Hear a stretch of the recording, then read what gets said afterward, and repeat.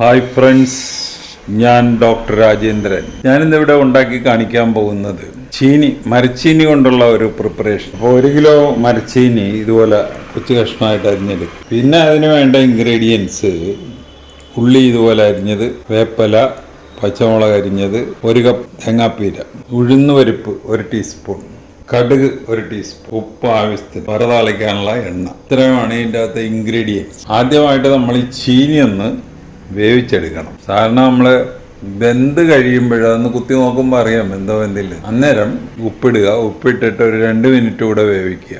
അപ്പോൾ ഉപ്പ് അതിലൊക്കെ പിടിക്കും. ആദ്യമേ ഉപ്പിട്ട് കഴിഞ്ഞാൽ വേകാൻ താമസിക്കും. ഇപ്പോൾ 1 കിലോ ചീനി ഇതുപോലെ കൊച്ചായിട്ട് അരിഞ്ഞിട്ട് ആവശ്യത്തിന് വെള്ളം വെച്ച് വേവിക്കാൻ വെച്ചിരിക്കും. ഉപ്പിട്ടിട്ടില്ല. ചിലർ ഇത് ഉണ്ടാക്കുമ്പോൾ ഇച്ചിരി മഞ്ഞൾപ്പൊടിയും കൂടെ ചേർക്കാറുണ്ട്. പക്ഷേ ഈ പ്രിപ്പറേഷൻ ഞാൻ നോക്കിയിട്ട് മഞ്ഞ കളറിനേക്കാൾ നല്ലത് അതിൻ്റെ തനി കളർ തന്നെയാണ്. അതുകൊണ്ട് ഞാൻ മഞ്ഞൾ ഇടുന്നില്ല. ഉപ്പ് നമുക്ക് വെന്ത് കഴിഞ്ഞിട്ടിടാം. അപ്പോൾ നല്ലപോലെ വെള്ളമൊക്കെ തിളച്ച് തുടങ്ങിയിട്ടുണ്ട്. നമ്മൾ ഈ വെന്താന്നിങ്ങനെ ഒന്ന് കുത്തി നോക്കണം. ഒരുമാതിരി വെന്തിട്ടുണ്ട്. അപ്പോൾ ആ പരുവത്തിൽ നമ്മൾ അതിലോട്ട് ഉപ്പിടണം. തൽക്കാലം നമ്മൾ ഈ വെള്ളം ഊറ്റിക്കളയുമ്പോൾ ഉപ്പ് അതിൻ്റെ കൂടെ അങ്ങ് പോകും. അത് കാരണം 1 ടീസ്പൂൺ ഉപ്പിടുക. ഈ വെള്ളത്തിൻ്റെ കൂടെ ഊറിപ്പോകുന്നതായതുകൊണ്ട് കുറച്ചുകൂടെ കൂടുതലിട്ടാലും കുഴപ്പമൊന്നുമില്ല. ഇനി നമ്മൾ ഒരു 2 മിനിറ്റ് കൂടെ ഇതൊന്ന് വേവിക്കുക. നല്ലപോലെ വെന്തിട്ടുണ്ട്. ഇനി ഇതൊന്ന് ഊറ്റണം. അപ്പോൾ നല്ലപോലെ വെന്ത് കഴിഞ്ഞ് നമ്മളതൊന്ന് ഊറ്റിയെടുത്തിട്ടുണ്ട്. ഊറ്റുമ്പോഴേ നമ്മൾ കംപ്ലീറ്റ് വെള്ളം ഊറ്റിക്കളയും. ഒരിച്ചിരി വെള്ളം അതിൽ വേണം, എന്നാലേ ഒന്നൊരു കുഴഞ്ഞിരിക്കത്തും. എന്നിട്ട് ഇവനെ ഇത് വെച്ച് ഒന്ന് അമുക്കി ചതച്ചെടുക്കണം. നമ്മൾ അത് വെച്ചൊന്ന് കുഴച്ചെടുത്തിട്ടുണ്ട്.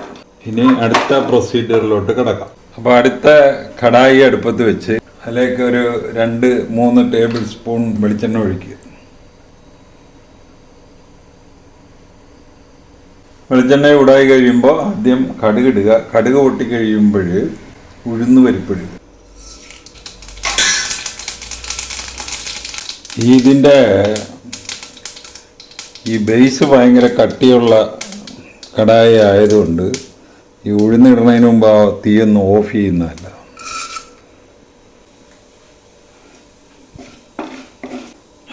സ്ലൈറ്റ് കളർ ചേഞ്ച് വരുമ്പോൾ നിർത്തുക. അത് കഴിയുമ്പോൾ വേപ്പില ഇടുക.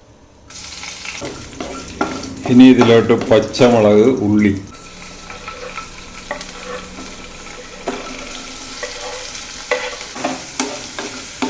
നമ്മുടെ ചീനിക്കൊരു നല്ല ഉപ്പുള്ളതുകൊണ്ട്, അല്ലെങ്കിൽ നമ്മൾ ഉപ്പ് അഡീഷണൽ ആഡ് ചെയ്യണ ടൈം ഇതാ.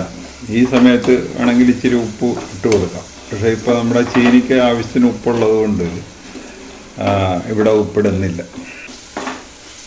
നമ്മൾ ഉഴുന്ന് പരിപ്പിട്ടപ്പോൾ തീ കെടുത്തിയായിരുന്നു. പിന്നെ രണ്ടാമത് കത്തിച്ച് ഇളക്കി കൊടുക്കുക. അപ്പോൾ ഉള്ളി ഒരുമാതിരി ലൈറ്റ് കളർ ചേഞ്ചൊക്കെ വന്നിട്ടുണ്ട്. ഇനി ഇതിലോട്ട് ചീനി ഇടുക. ചീനി മുഴുക്കെ ഇതിലോട്ട് മാറ്റിക്കഴിഞ്ഞിട്ട് നല്ലപോലെ ഒന്ന് മിക്സ് ചെയ്യുക. നല്ലപോലെ മിക്സ് ആയിട്ടുണ്ട്. ഇനി ഇതിലോട്ട് ആ തേങ്ങ ഉടയിട്ട് കൊടുക്കുക. തേങ്ങയും കൂടെ ഒന്ന് മിക്സ് ചെയ്യണം.